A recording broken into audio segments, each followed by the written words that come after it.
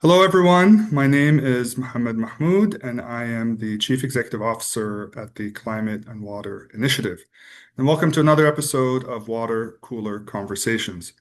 Today, we're joined by a special guest, a friend, colleague, as well as a board member at the Climate and Water Initiative, Paul Fleming, who is also currently the founder and principal of Water Value LLC, where he provides consultation to climate and water tech startups and provides further consulting efforts on water governance and stewardship on water corporate strategy and policy. Paul, welcome to our podcast. Great. Great to be here, Mohammed. Great, thank you. So I like to start off with interesting connections I have with my guests, and I think if I can go back down memory lane a little bit for both of us, I think where we really crossed paths originally was a wonderful organization or coalition called the Water Utility Climate Alliance. And if you'll indulge me a few moments here, if memory serves me right, these things start to wane as we get a little bit older. Um, Right when I joined, actually at the time, Central Arizona Project, I think 1 year in is when I got the WUCA, Water Utility Climate Alliance, portfolio dropped on my desk to participate.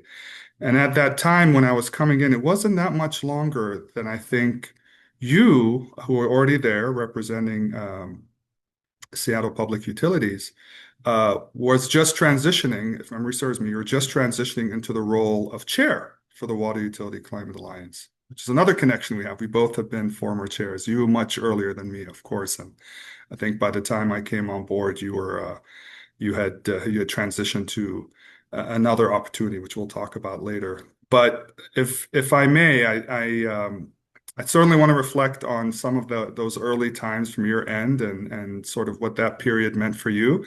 But before I do, I want to give you another feather on your cap because one of the things that helped as being part of that alliance while I was at Central Arizona Project is that's when we started to really begin to mainstream climate change work and data and science into water resource management. And in fact, ultimately led to me developing CAP's first and only climate adaptation plan. And you were pretty instrumental because one of the first things we did was a kickoff workshop where we brought in experts that have gone through similar processes and led similar efforts. And you graciously came to visit and gave a presentation on your particular experience. So anyhow, I want you to reflect back on that period and sort of your perspective on those days and what that meant to you. Yeah, those were the salad days, I guess, as they say.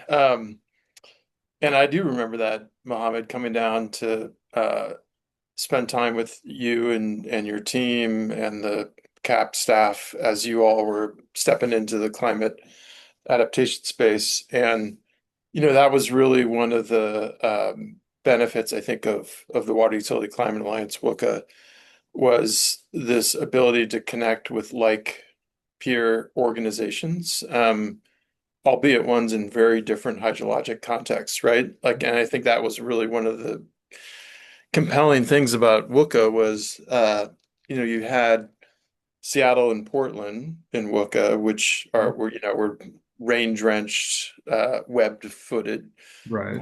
fact, right, and engaging with and talking to and learning from utilities in Las Vegas or Arizona, right, where the hydrologic uh, differences probably couldn't be more extreme. And yet we had so much to learn from each other because we were grappling with similar issues, albeit in very different contexts, right? And I think that was super helpful. So one of the things that I thought is interesting is, and hopefully having me come talk to you guys to CAP was useful, even though the different hydrologic contexts. And I'm sure there was probably an element of, as you were getting approval for me to come down, of folks saying, well, why are we going to talk to Seattle, right? Right. But I think, you and I and others in WUCA recognize that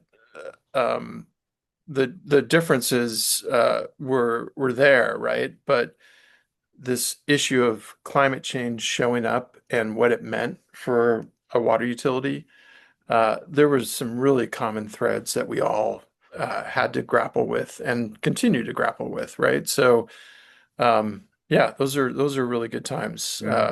And we can obviously talk a bit more about Wicca. Yeah, yeah. I want to reflect. I have a lot of ground to cover, but it's I'm obviously biased about this particular topic because that, for me, also, it's, as you said, there were solid glory days, and we did a lot of great stuff. One thing I want to reflect about your time as chair. Again, this is from my perspective, whether it's through rose-colored lenses or not.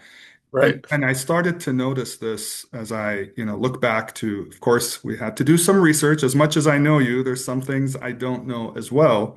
And one thing I noticed, certainly starting at least from our first interface at WUCA, and then the other things that you've done since, and frankly before, I've noticed this trend of when you come on, you tend to move things, you sort of build another foundational block in the sense that you add a lot of structure. And what I remember at the time, if I'm not correct, you were the second WUCA chair, right? Ever. That's right. Yeah.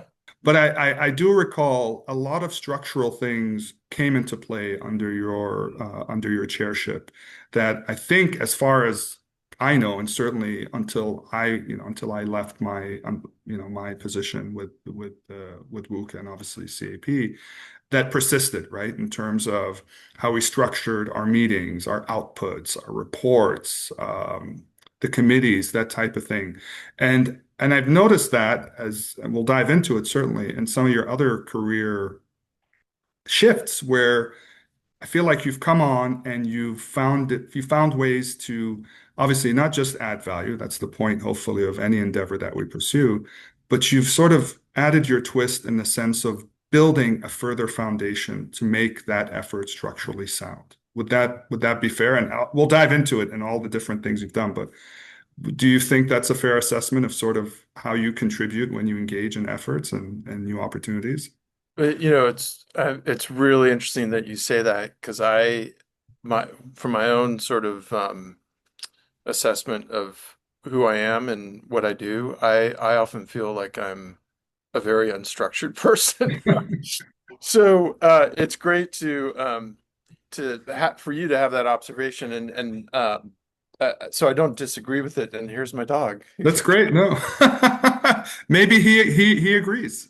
Yeah, but I mean, I think that thinking of the example of, I believe we built our first strategic plan for Wooka Yeah. when I took over, and it was uh, felt like a logical step in the evolution of the organization, and um, I I in some ways I think it was yeah, I think I helped to drive that, and those plans can be shelf art or they can be operational, right?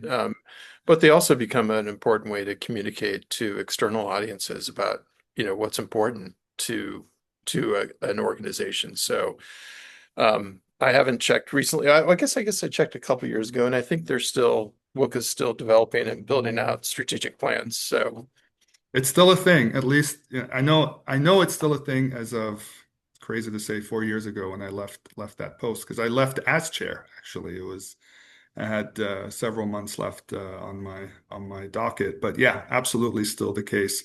And funny story. I think during that first strategic plan, we're all learning, right? We're all doing it for the first time. We're exploring it, and that's when my closeted previous life as a writing coach came out, and I think that was a point of humor amongst us that which added to the whole wordsmithing element of getting a strategic plan together. I'm going to pivot and I'm going to go a little bit further back, but it's a question I've always had, which is I know that your background, and I mean that certainly in terms of academic background, your education is in economics and you also have an MBA. How did you go from that to pivot into water management? Um, that's, yeah, I'm sure there's a story there. yeah. Well, and um, I think mo it feels like most of my career arc is one of stumbling forward. So, yeah, and the stepping into the water space happened in between the undergrad and the graduate program. So, and that I really, no pun intended, fell into water. I was working for the city and was actually working for the engineering department and for the city of Seattle, I should say. And there was two agencies got were merged, and including with the water department at the time.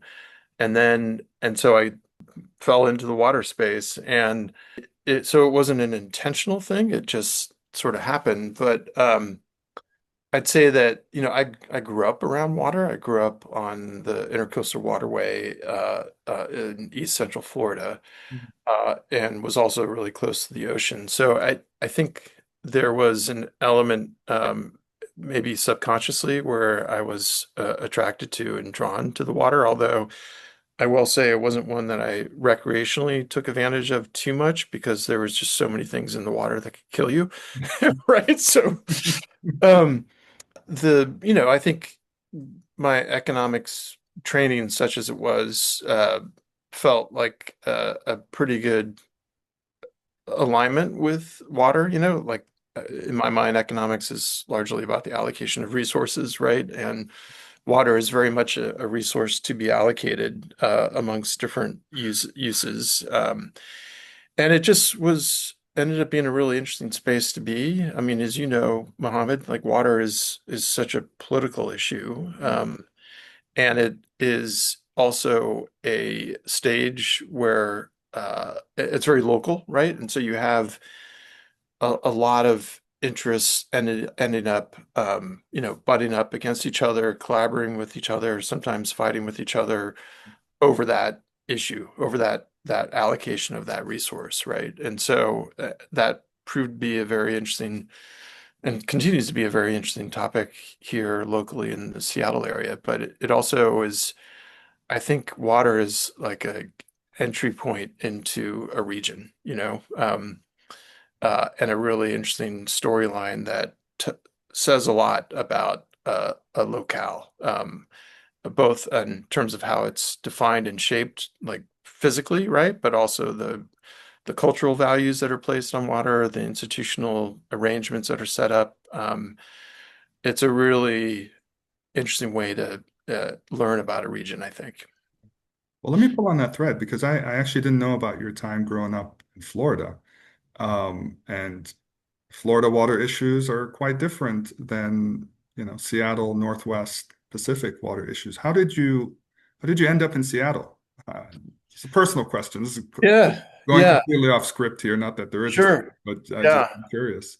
Yeah, well, I went to school back east. I went to Duke in North Carolina, and I didn't have a clear path after I graduated, right, about what to do. And so I went back home for a spell, and a friend who I'd gone to school with had moved to Boulder, Colorado, and he said, "You gotta come out here, right? It's stunning, it's great, it's beautiful." And I think I had an attraction to going out west. I think the default was to move to like DC or New York, and it just did not.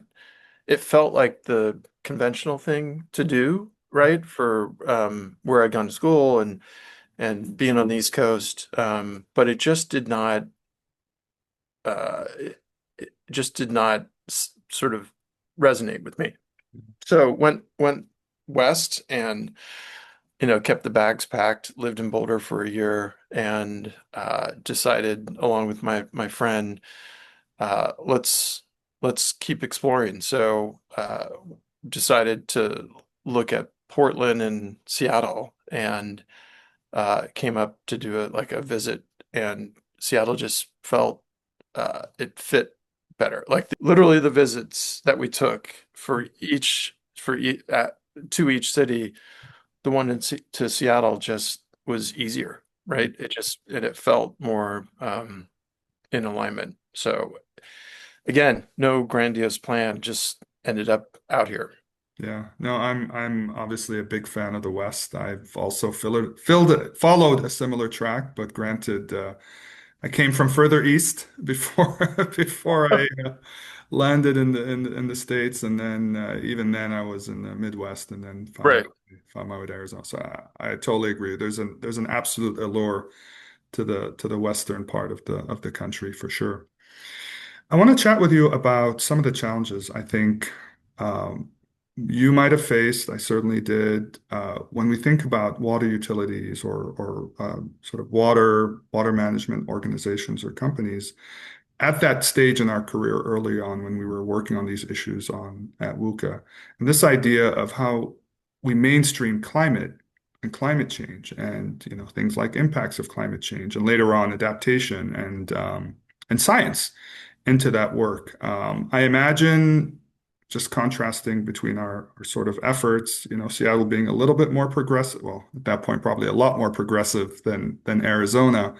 So maybe the hurdles weren't as high. I imagine there were still challenges.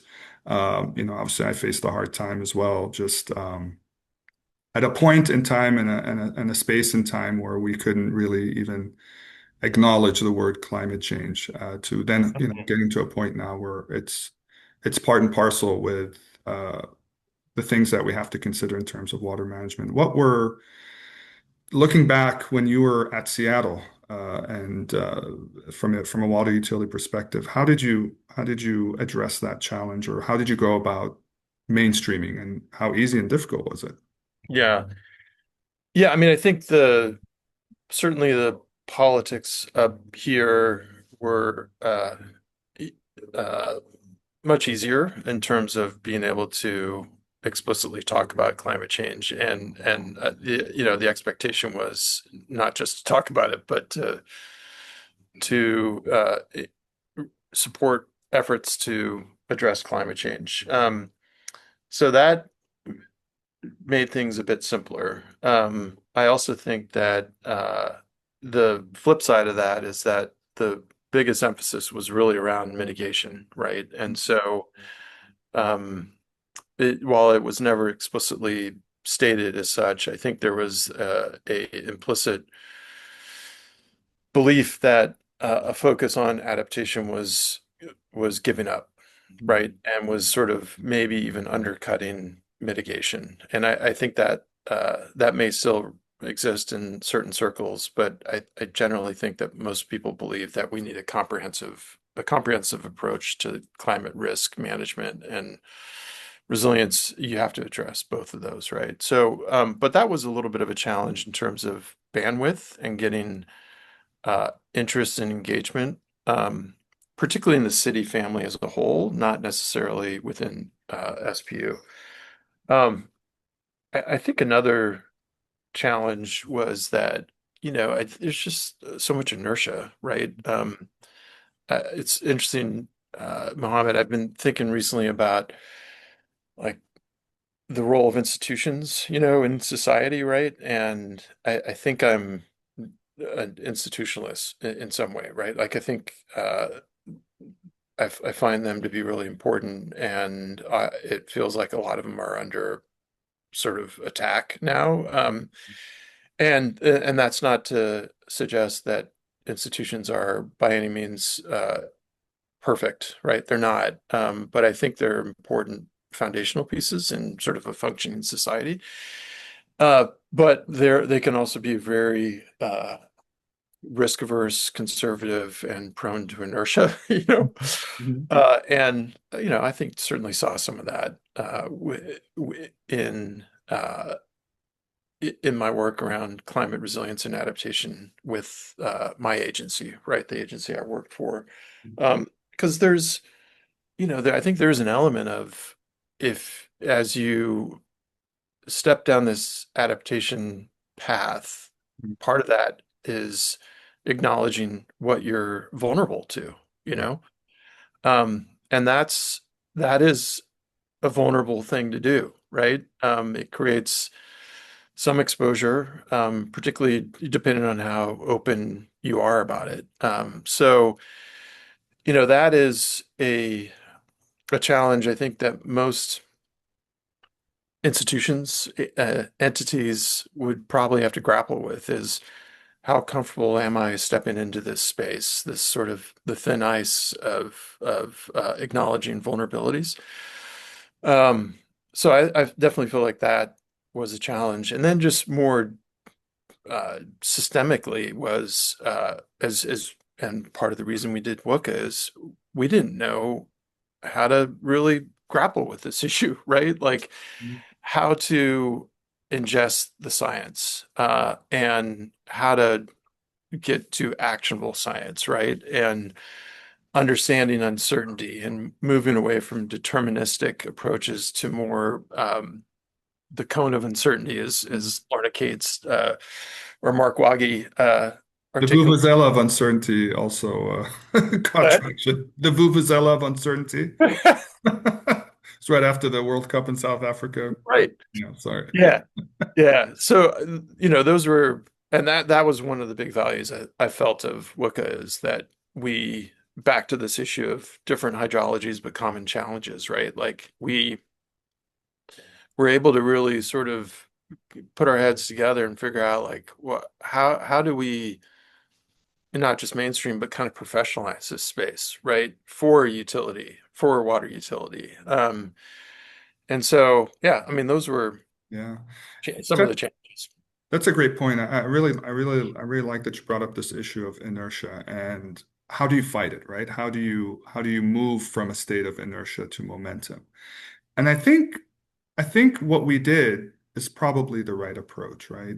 Ultimately, I think you need a champion, someone who is sort of the face or the driver of the change within the organization. And I'd argue all of us that were part of WUCA, not to bring it back to WUCA again, but I think really that's even those of us that are more on the progressive end versus the less progressive end and being able to enable this integration of climate change aspects into the water world. But I also think there's a smart way to do it, which I think we may have done it without realizing we were doing it, which is in a weird way to almost Trojan horse it, right? In the sense Yeah. that you're using existing systems and mechanisms and institutions, as you mentioned earlier, to slowly seep in some of these things you want to change. So, for example, one of the things, just to pull on a parallel experience, even though we couldn't say climate change here or couldn't, or opening the can of climate change led to the political discussion of it, which is not the point. We are focused as water utilities and water providers on the end outcome, which is how do we make sure we have available water, reliable water to our customers. We couldn't talk about climate change, but we could talk about drought. We could talk about water shortage, right? So we used the language that people were familiar with to eventually transition them to understand, well, this is actually the same thing, right? What you're worried about talking about is actually the same thing we're still talking about in the context of water deliveries and customer needs and that type of thing. And so, it's incremental. That's the way you shift out of inertia. And I think all of us probably did that to varying degrees, depending on the flexibility and room they had to play with to ultimately get there. So I Mhm. appreciate you raising that point. Yeah, and I definitely wanted to note that, like to be clear, I didn't start Seattle's engagement with exploring the impacts of climate change on water. Like that curiosity existed with staff that started that work much earlier, right? I think, and so it's kudos to them for initiating that work. I think the role I believe I helped to play was to help to elevate it from a technical scientific issue to more of a strategic issue, Right. right? And that it had multiple facets to it, right? Not just the science and the technical aspects, but the managerial, the political aspects, right, of it. So that I benefited from stepping into a space where my colleagues were proactive in exploring the technical and scientific aspects of climate change, and so I really benefited from that, and the agency did as well. And that's such a valuable addition because, again, going back to sort of the trend in your career is taking it one step forward, linking it to the strategic. Then, I mean, that's such a critical add-on. Not, of course, kudos to everyone that laid the groundwork in terms of the technical aspect. But now, when you make it a strategic issue, now you're getting the involvement and buy-in of the decision makers. And now it almost elevates, not almost, absolutely, it elevates the importance of the thing where it's no longer the side activity or tangential output. Now it's part of the direction of the organization. And I mean, that's almost a full circle, right? Of starting Yeah. Right. technical and getting it to the point where, hey, now we absolutely cannot ignore it. In fact, it's going to be part of everything we do. Yep. Yeah, that's great. We're going to go to another, as you called it earlier, stumbling through your career. From that public utility space, which has its own way of doing things and working, you then shifted into I would argue, a very extreme corporate world when you started working with Microsoft. Extreme tech corporate. I don't know if that's the terminology.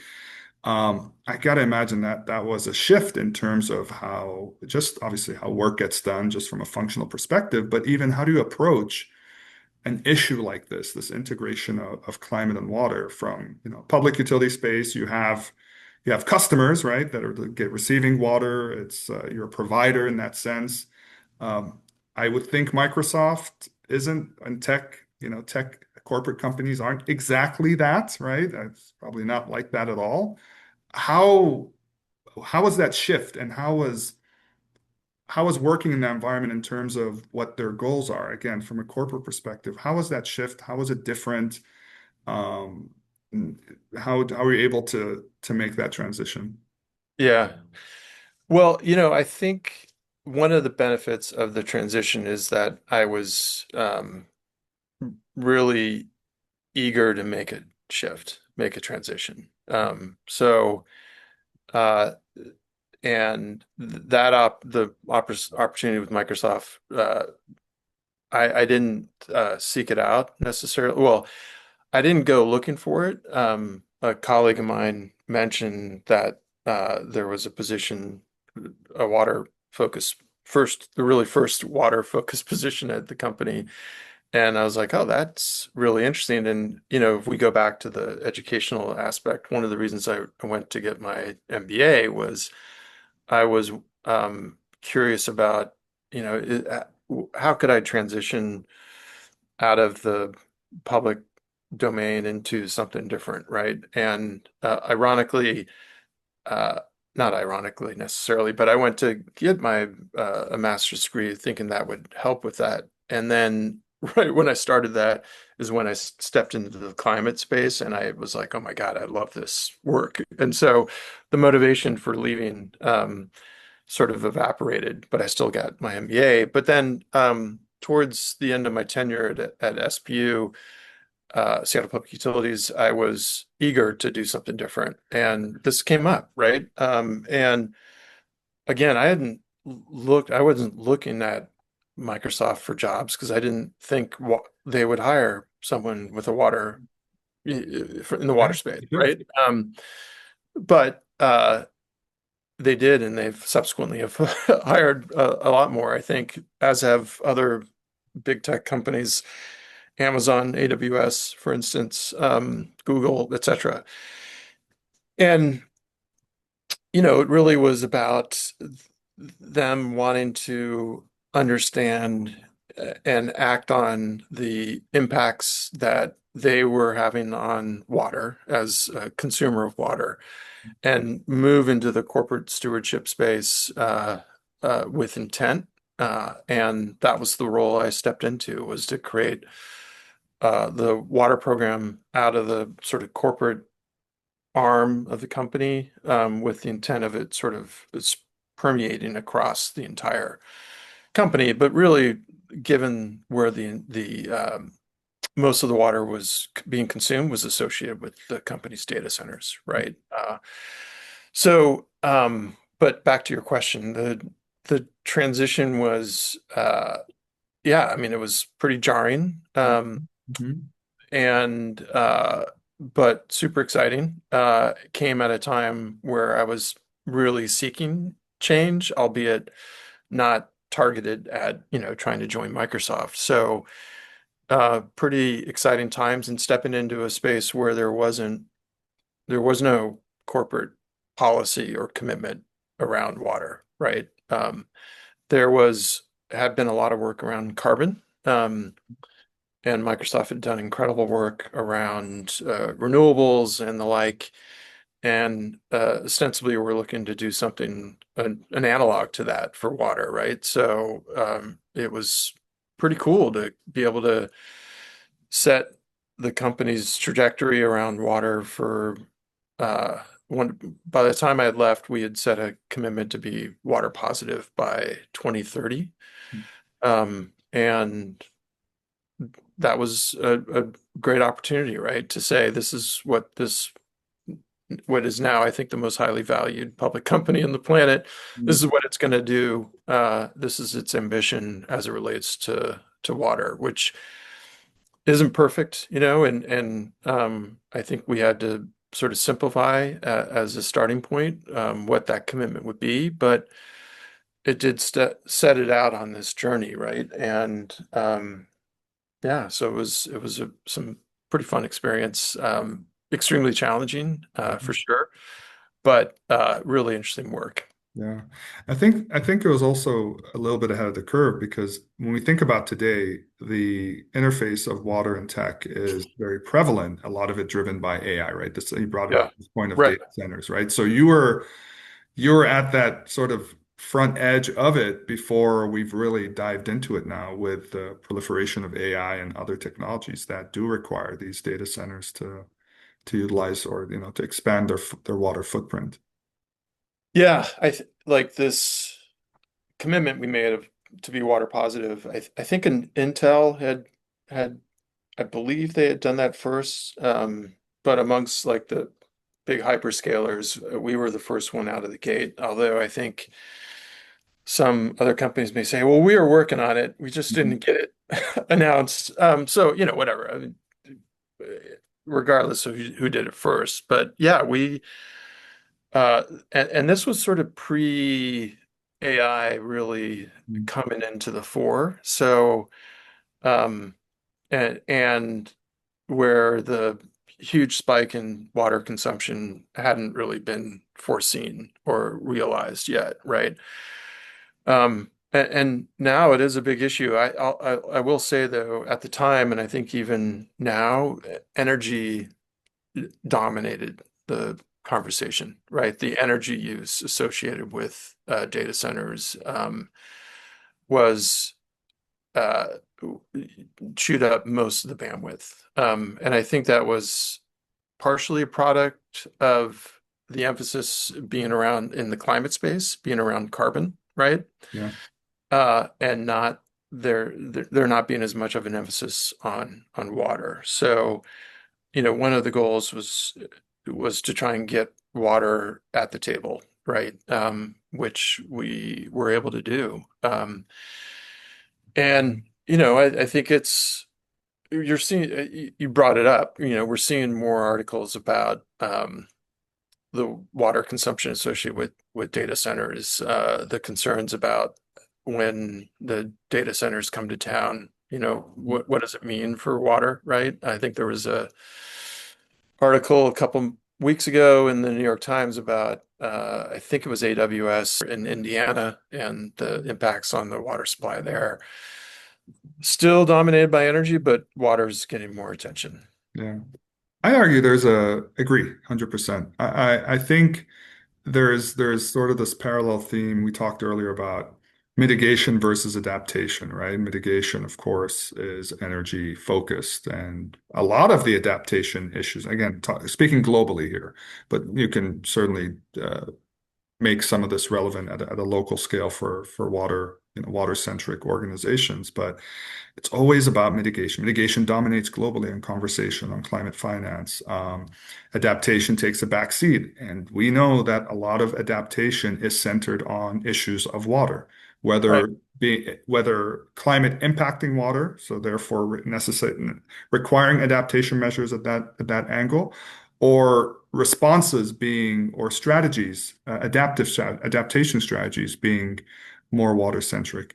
And so it's interesting to see what you just said, which I also concur with, is the idea that even when we talk about these smaller scale issues of these companies, right? So the usage of energy always dominates, but people forget the water component. And you see this across the board. When we talk about things like power plants, right? We're focused on the energy component of consumption of resources to generating electricity, but thermoelectric power plants require water, right? It's almost this afterthought.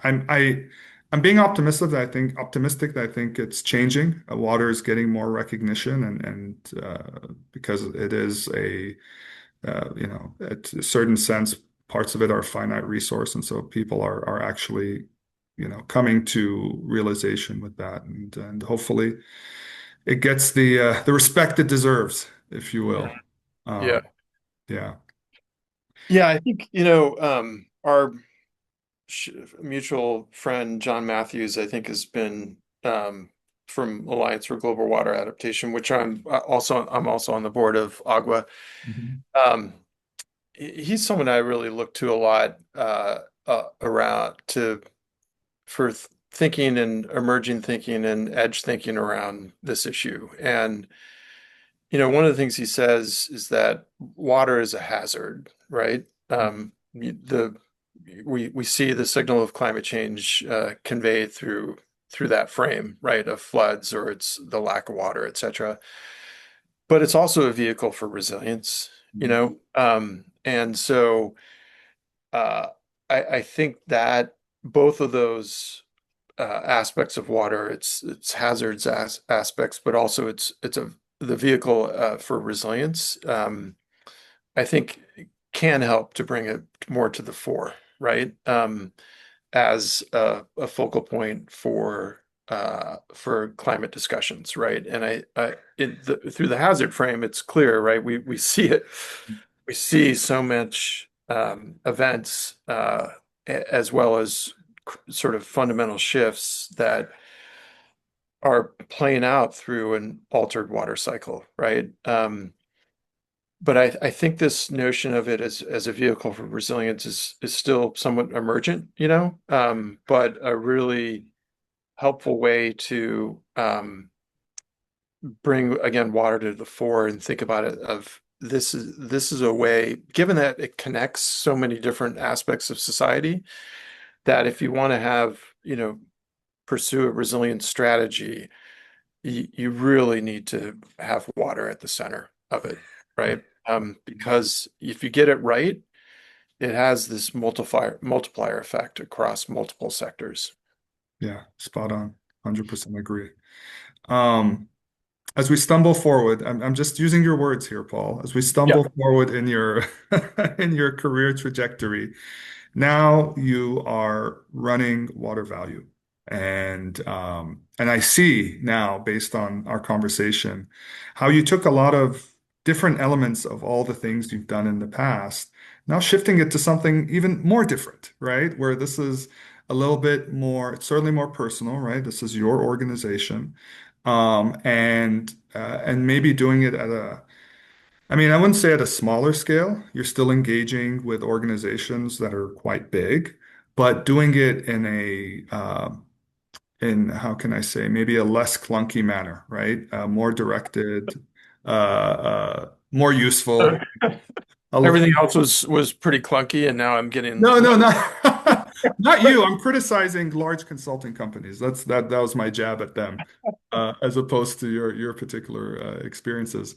But so talk to me a little bit about one, how you bring in everything that you've done. I mean, I see the thread, but then how things are different now when you're in this particular space as opposed to when you're in the corporate space, as opposed to when you're in the public sector space, especially now where you're very focused on corporate water strategy and still interfacing on that climate and water aspect, and also in the tech space. You're doing a lot of stuff with the tech space and tech Mhm. startups. So, Yeah. what does the world look like? Yeah. Well, and the name Water Value, I landed on that because I sort of hearkening back to the last thing we were just talking about is I see so much focus on water risk, right? Mm. And the downside aspects of risk, right? But risk cuts both ways, right? Like a highly risky venture can fail horribly or it can go gangbusters, right? And it feels like there's so much emphasis on water on the downside parts of the risk issue, right? So I was just kind of curious about the upside value creation of through that you can achieve through focusing on water. Being a consultant is just a different thing, right? Like you don't get to implement, right? So you can recommend and suggest, but it kind of ends there, right? Usually, typically, right? So that requires, I think, and I'm still trying to get there, a sort of a patience and a recognition of the limits of what you do, right? I think that just really fundamentally, there's from a just a practical perspective, not having any support, right? There's no, I mean, I don't have to develop HR policies or whatnot because it's a single practice, right? But being a sole practitioner has, has some challenges associated with just addressing all of the aspects of that. Now, being small makes it a lot easier, right? And being a single person makes it a lot easier.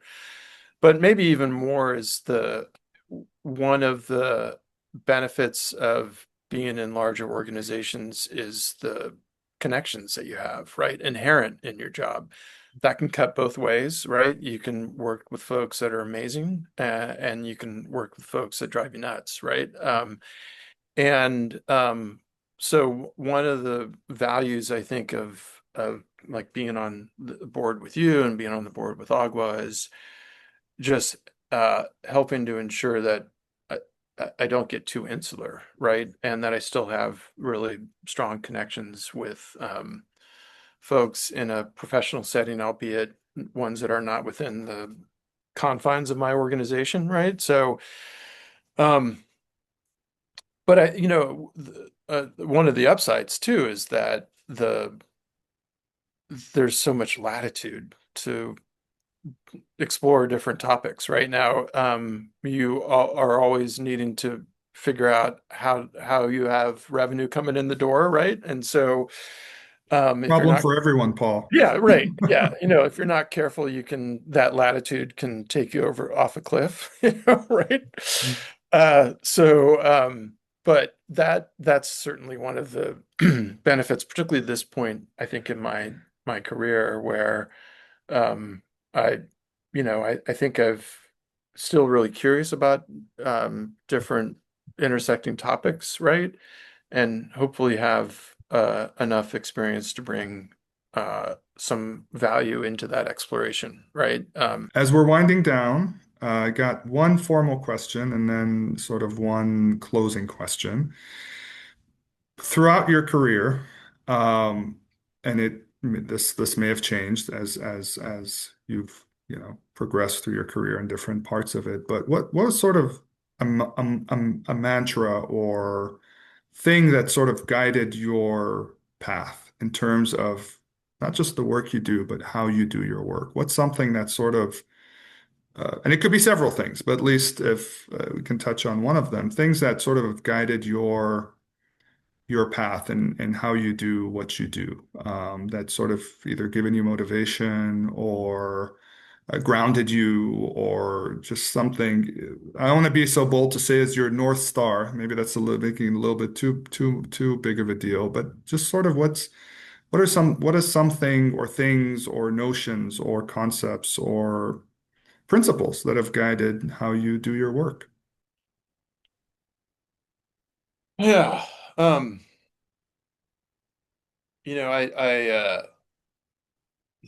one of them may be like just seeking out interesting people that help to recharge you. Like I get really recharged by having stimulating conversations with people.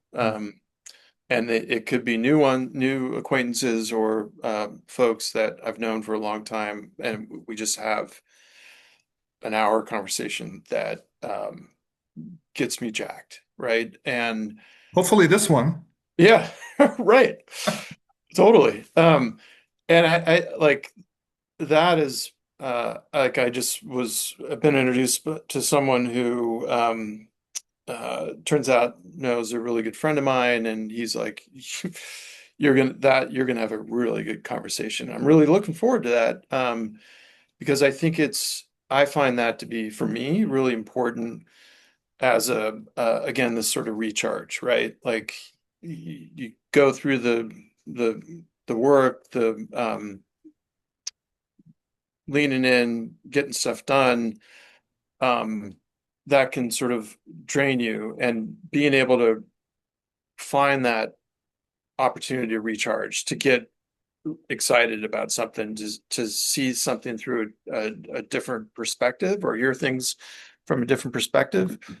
I've found that to be really um, great. And one of the things I've loved about this work is I've benefited from countless of those sort of conversations, right?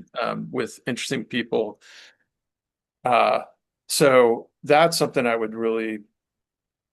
try and seek out or make the space for that, and be open to that. That's one of the things for me. That's probably the best example I can think of. That's fantastic. That's fantastic. I think that's a great driver to, as you said, keep you engaged, and then also uh, make sure what you do is relevant. Because as you continue to talk to people, you have a pulse on things, right? So you're learning, but you may not be realizing, but you're also sharing your wisdom and things from your perspective that is of value to them.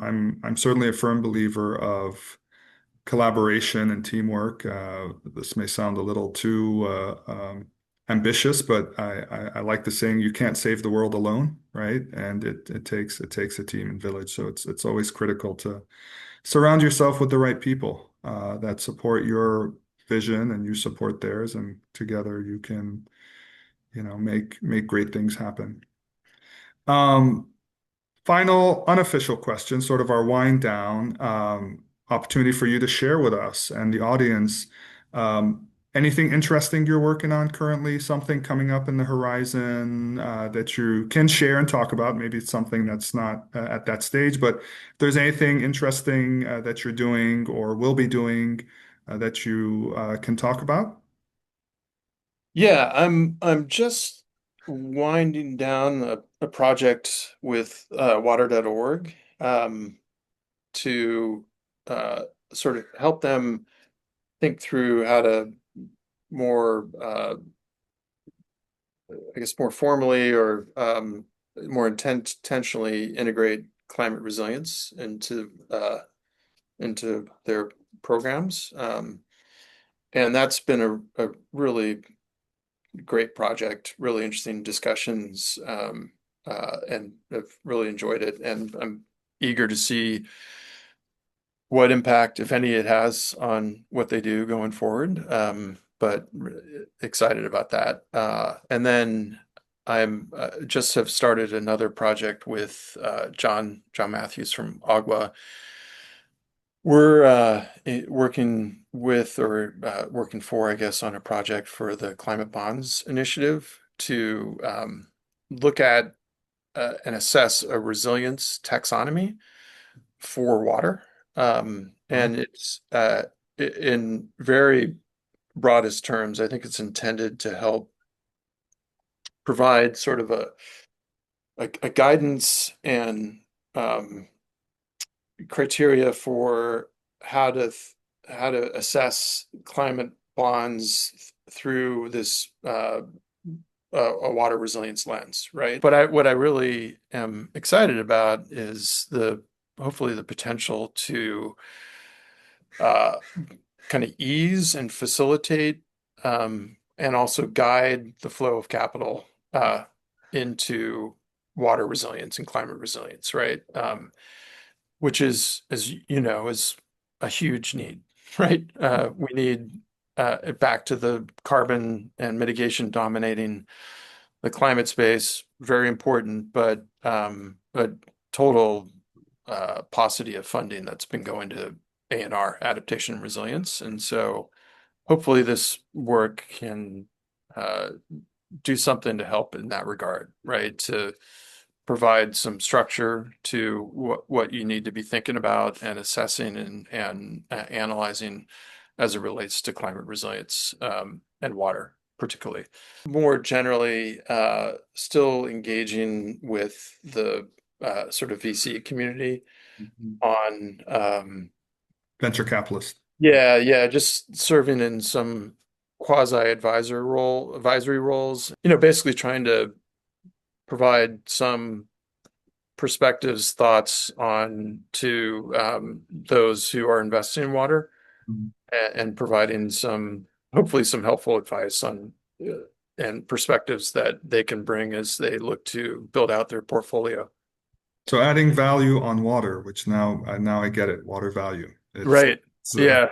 Yeah. I look forward to hopefully once some of those things are further along and are potentially shareable, be very curious, and maybe our audience as well will be very curious to see some of the outputs of that.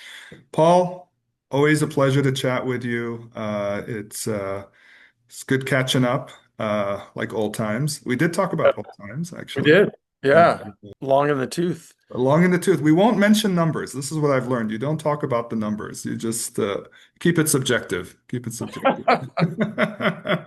But good to see you. Thanks again for joining us. And thank you all for tuning in to Water Cooler Conversations. And stay tuned for further episodes. Thank you, Mohammed.